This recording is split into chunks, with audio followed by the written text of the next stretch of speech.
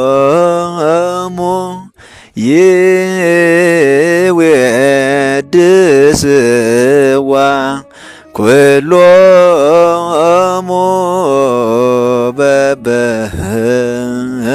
በበነገዶ ይዌድስዋ ኩሎሙ ይዌድስዋ ኩሎሙ በበነገዶ ወይብልዋ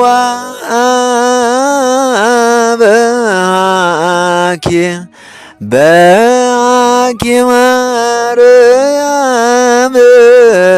ሐደስዮ ጣዕዋ ወይብልዋ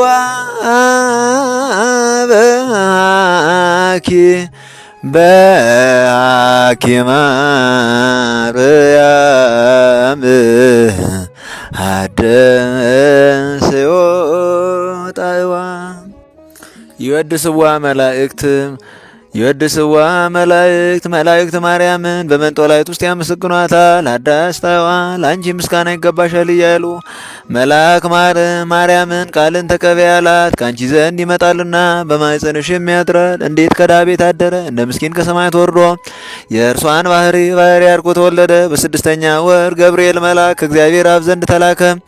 ከአንዲት አገር ናዝሬት ገሊላ ከምትባል የዮሴፍ እጮኛ ከሆነች ከድንግል ዘንድ የዚች የድንግል ስሟ ማርያም ነው።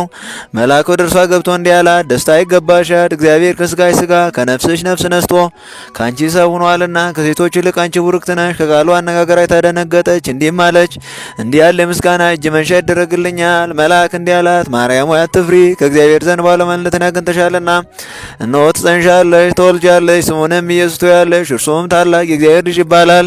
እግዚአብሔር አምላክም የዳዊት የአባቱን ዙፋን ይሰጠዋል። እርሱም በያዕቆብ ወገን ለዘላለሙ ይነግሣል፣ መንግስቱም አያልፍም። ማርያም መልአኩን እንዲህ አለችው፣ ይህ ነገር እንደምን ይሆንልኛል? እንዘ የአምር ርእሴ። መልአኩም እንዲህ አላት፣ መንፈስ ቅዱስ ይጠብቅሻል፣ የልዑል ኃይልም ያድርብሻል። የሚወለደው ከሦስቱ ቅዱስ አንዱ ቅዱስ ነው። እነሆ ኤልሳቤጥ ከአንቺ ወገን የምትሆን ከሸመገለች ካረጀሽ በኋላ ጸነሰች፣ ልጅም አገኘች። እነሆ የ6 ወር ሆነ።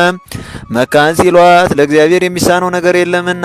ማርያምን መልአኩን እንደ ቃል ይደረግልኝ፣ እኔ ለእግዚአብሔር ባሪያም ነኝ አለችው።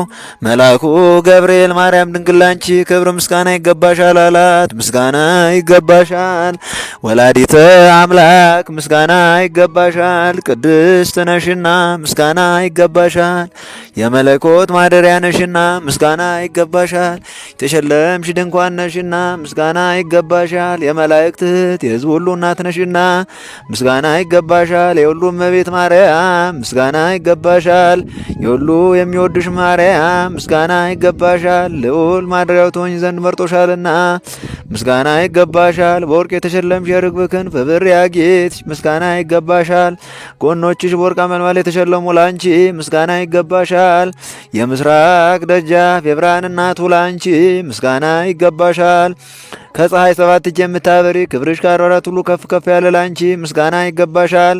ማርያም ሆይ ከተመረጡ የተመረሽ ከከበሩ የተከበርሽ ላንቺ፣ ምስጋና ይገባሻል።